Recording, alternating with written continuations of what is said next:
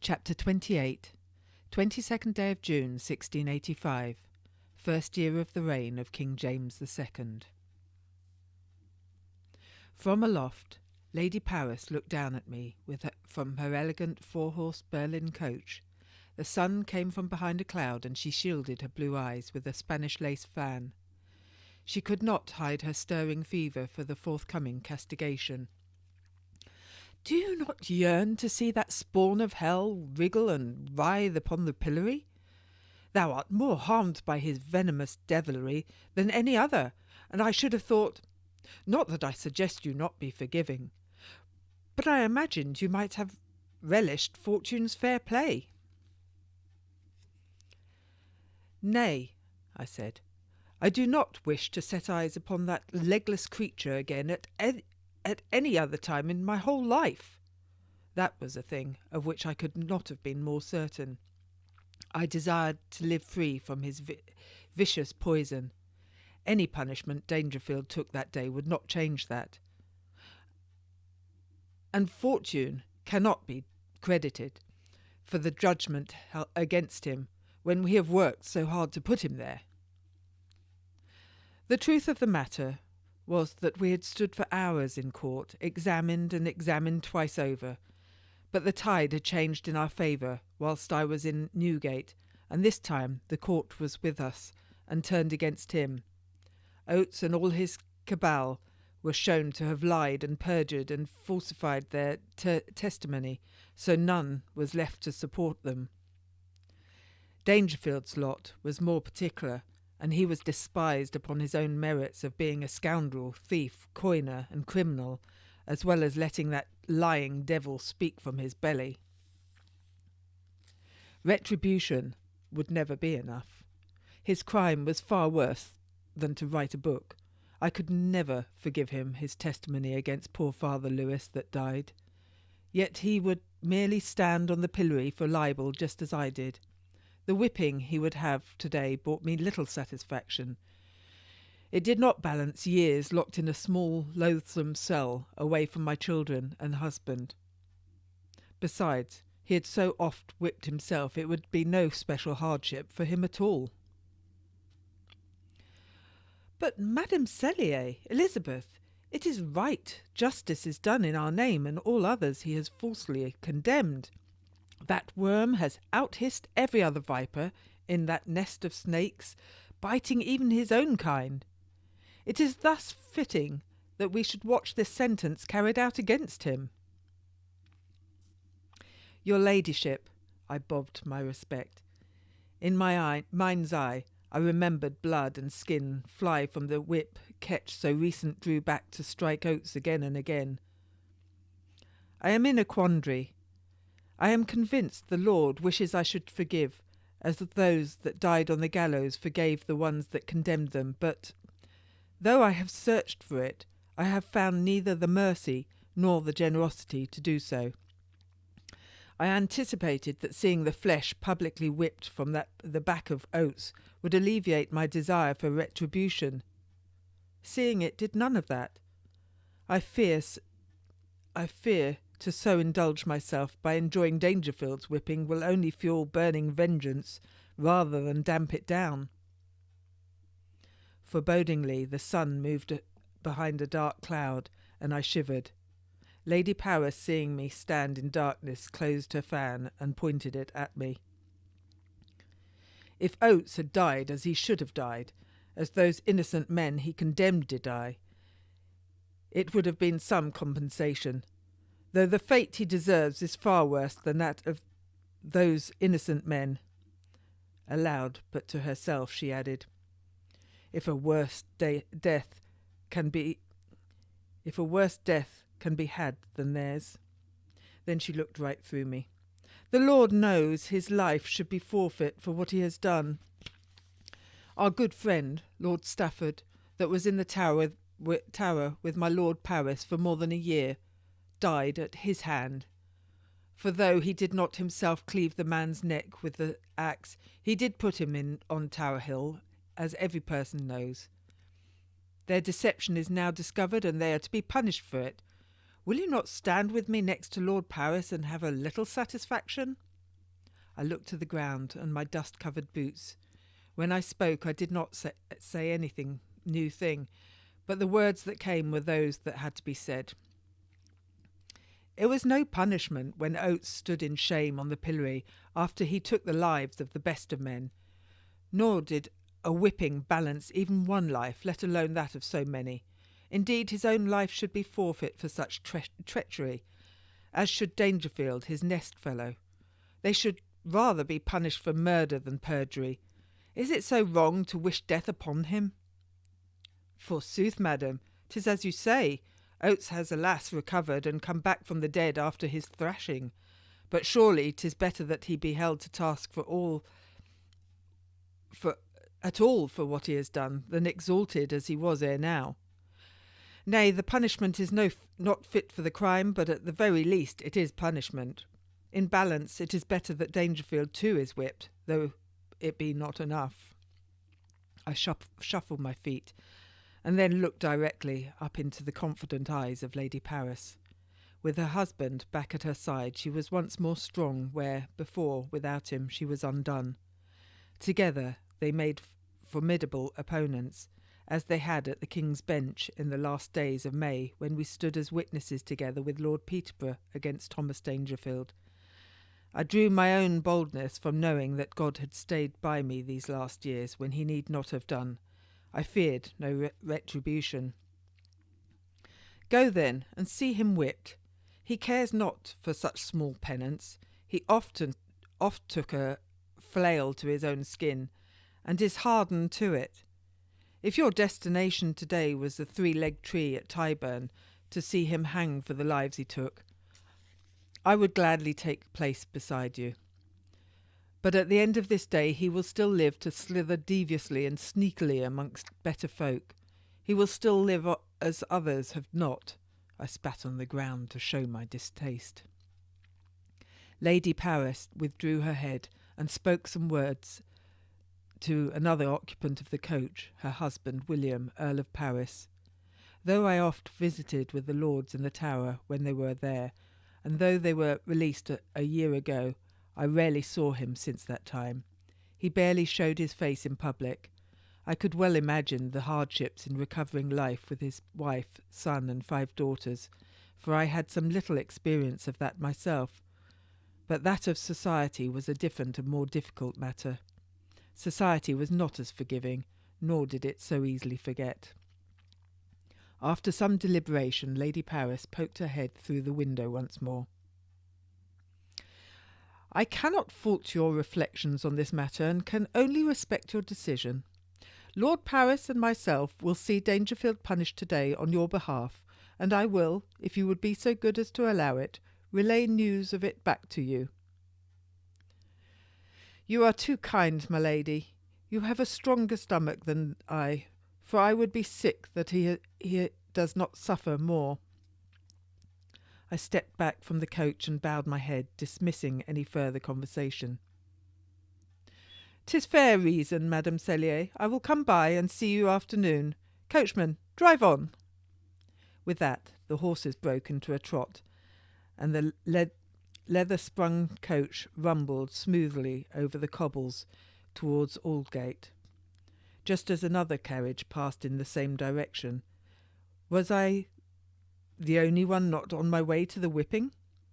Perhaps I would walk to Newgate, where Dangerfield's whipping was to end, to see his suffering at its greatest, even if that were little enough.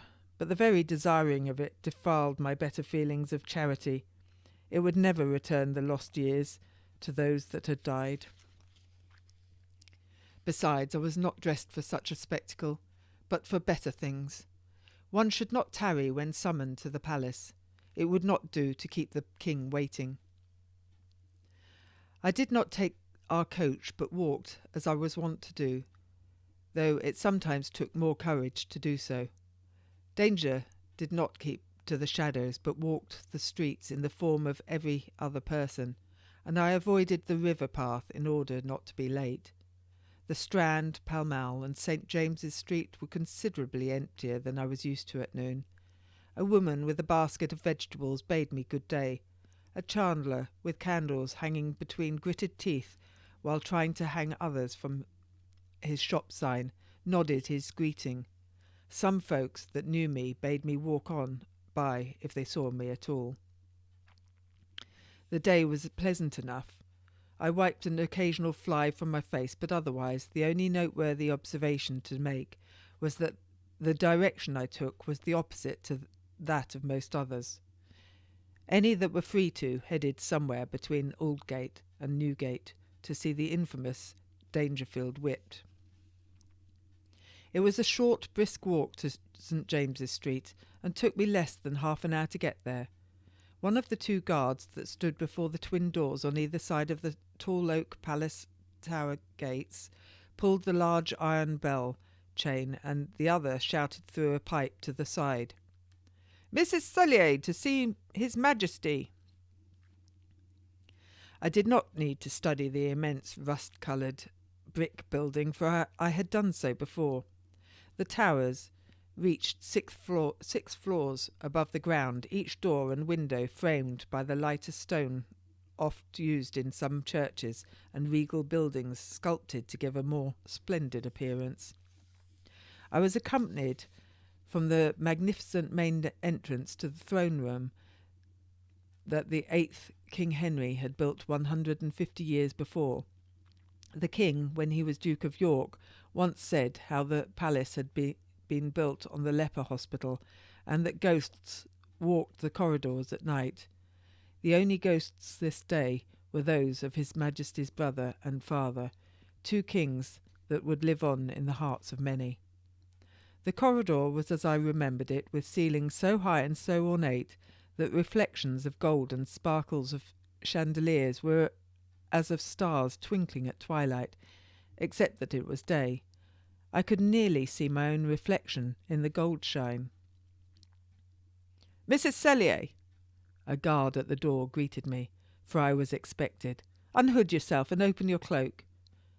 Warm day as it was, as ever, I had worn my cloak, so all might know my trade. I held it open, and the guard made sure I carried no weapon to kill the king. I had none, so he bid me leave my midwife bag at the door, a thing I was reluctant to do, for I knew how light-fingered some could be. But I did as I was instructed, and found myself instantly naked without the tools of my trade. While I waited to be hailed, I straightened my skirt and my hood. I saw that the guard's shoes were clean and wax-polished, and withdrew my dusty boots beneath my skirt. They sullied the royal chambers, the shining tiled floor, so that I was in no doubt I did not belong there, but in the streets. "His Majesty bids you enter, Mrs. Cellier." I drew courage from the air and stepped inside the room, a great hall in any other house. King James sat where his brother had sat some 6 years since. He did not look as if he was taking his place on the throne this last winter were any discomfort to him. Rather, he sat as he might have sat every day since he were a child, managing the state of the country on the edge of the ornate seat. I almost thought he would get up and greet me personally, as he had when I met him as a duke. He did not yet smile a greeting, and I remembered myself to curtsy to the floor. "Madame Cellier, pray come hither into the chamber, so that I might see your countenance. Some time has passed, has it not? I hope you are recovered in wit, and are of rude health after your ordeal in Newgate." I took myself closer to the throne and curtsied once more, but this time a short bob. "Indeed, your Majesty, you are uncommonly kind to think of me. Permit me, I beg of you, to present you with most humble gratitude." "Nay, Madame Cellier, it is you that should allow me to extend every manner of sincere remorse, for I am beholden to you for a superior service in exposing those loathsome and despicable betrayers. Those forked tongues did bring foul play against you and others, for which I cannot atone for, and the king's justice did hold and inconvenience you overly long when you awaited trial for treason against my brother. For this I must sincerely beg your pardon." With that pretty speech, the king did seem quite impressed with himself.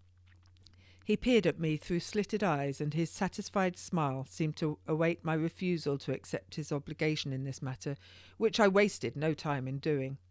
You do me great disservice in thinking I would allow your desire for pardon, when yours was neither the villainous lies that sent me there, nor did your hand turn the key in the lock. I do not consider fault for any of it to be on your head, your majesty. You are kindness yourself, madam. The king bowed his head to acknowledge his acquittal of any debt he had considered himself to owe me. His heavy oiled, long brown periwig caught the sunlight and shone as bright as any gold furnishings surrounding him. He looked at the ceiling as if to remember a further matter he wished to address to me. Once remembered, he returned his attention to me. Mrs. Cellier. He stopped in that unsuitable place and took a silver tankard of ale from a nearby table. After wiping the froth from his beard, he came to the end of his thoughts slowly, so I must be impatient for them. Mrs. Cellier, at the time of your first trial, you may have felt it incumbent upon yourself to battle alone against every lie aimed to bring you down. In this belief you are in part correct, for you were, as any person tried for treason, obliged to defend yourself. But I must press upon you that my brother spoke strongly in your favour, for he did not believe a whit of the testimony against you, though it was not for him to prove one way or another. I must congratulate you in your defence, for—" Again my patience for that last of his thought was tested as he took another swig of ale, and again he wiped the ale from his mouth. It seemed he might have been drinking a little fast and a little early, and that perhaps he was in his cups. Now, where was I? Oh, yes. It is reported that your defence of yourself in court was of a superior nature, and I could not be bested. Jolly well done, I say. 'Tis most generous. I cut my thanks short, for he continued talking, and to speak over the king was an offence most grave. Another matter I take it upon myself to address is that of your second stay in prison. I believe you, along with your husband and other gentle persons, wrote to King Charles, God rest his soul, to plead mercy, and for him to commute your sentence. In this he was generous, and you were freed on his word near 2 years ago. But you were not freed from the sentence itself, and it is this I first wish to address. His eyes searched me so thoroughly, I was careful to hide my thoughts in case he should find them wanting. I did not try to speak into the silence, as was my wont and character, for he had not yet ended. I have heard you are against a pardon for your crime of writing your book. But I wonder if one would not be the worst thing you could have. Will you change your mind? In my answer I was certain, and I hoped I spoke with as much conviction as I always held on this matter. I would neither presume to ask it, nor, and I beg your indulgence in my plain speaking, would I wish it a thing to be offered. I could never accept a pardon for a wrong I do not think I did. I paused then, realised my words might be seen as ingratitude, and I did not wish to seem insensible to his kindness, nor bring down his ire for speaking against his judgment. I do hope that I do not offend your majesty in my boldness or my words. I bowed my head and bobbed a curtsy. The king shouted out at that. His sudden outburst caused me to bring my head up sharply, for I thought he was angry. But his face was alight, and his guffaw turned into a laugh. "Oh, you're as quick as ever, Madame Cellier. I thought you might have become dull after your stay in Newgate, but I am delighted you still think on your toes." Just then the guard opened the door from outside and announced a messenger. "What? Cannot you see I am in audience here?" he said, his laughter drying in his throat. I could not help but be gratified that he wished to give me his undivided attention. "'Tis something of importance, your majesty. Nay, wish to hear. Your majesty may wish to hear," said the guard. "Well, make haste and come forth then." said King James. "What is it of such import I should be interrupted?" His elaborate gestures reminded me of Dangerfield at his most charming.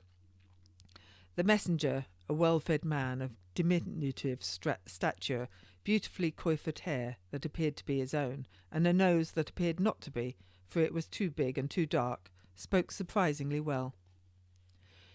"Your Highness, I am come from the city with news of the convict, Mr. Dangerfield, that was to have had a whipping this day," he said. I wrinkled my nose. I could not escape the man even here in the palace. "Well, what news do you bring?" said the king. "He is dead, your Highness." "Dead? Dead, you say?"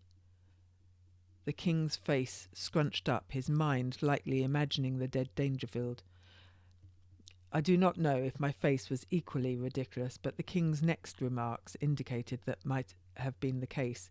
He raised himself almost to standing, wobbled, and then sat down once more. "Begad, am I not verily the most bad-mannered of hosts?" My eyes and mouth were wide, and I did not know if I could close them. I could not answer the king, though he did not seem to await anything from me. He went on. "For now I have thrice wronged you. The first was as we spoke of a while ago, for your extended time in jail. The second was to forget the punishment of that dastardly Dangerfield was today, and you would wish to witness it. It was remiss of me to have done so." He paused and practised a look of astonishment. "Why ever did you not say so?" Then he ended with a flourish. "And the last was preventing your seeing the last breath taken from him. In that I am equally destitute, for he offended against me when he accused me of plotting killing my brother, just as he did you." As an afterthought, he turned back to the messenger. "Was he whipped to death?" "No, your Majesty. He was stabbed." The messenger appeared to enjoy the telling of this. "He was, you say? Was it murder?" They say it was so, your Highness. Some say he did not mean to do it." The king asked the question I wished to know. "Who was the man that did all life this favour?" My imagination awoke from its confusion. Unbidden came to mind Dangerfield in many guises, in Newgate begging for my help, a broken man in a lonely cell, the silver lines shining on his tanned, naked back in the courtyard, himself cutting a dash in the trial of the Jesuits with his pearl earring, his laughing and his telling thrilling, bawdy or stirring tales around the dinner table at home. Then last came an image of him, standing against me in court. Dead. He was dead to me long ago, yet those visions invited sorrow to make a home in my belly. I had to know the facts of this matter. "What was the manner of his death? Did he die outright?" I said. "Aye," said the king. "Tell us all you know." The messenger answered first the king and then me, relating his tale with the passion of one relating many. "'Twas a gentleman of the law, your Majesty, a barrister of Gray's Inn, by the name of Robert Francis. 'Twas his fortune, whether ill or good, that the coach, taking Mr. Dangerfield back to prison, happened to pass along the way at Hatton Garden in Holborn. Mr. Francis, curious, rapped on the side of the coach and asked Mr. Dangerfield, 'How now, friend? Have you had your heat this morning?' Meaning his whipping," explained the messenger. And Mr. Dangerfield, not knowing him, was uncivil and asked him, 'What have you got to do with me?' and spat on him.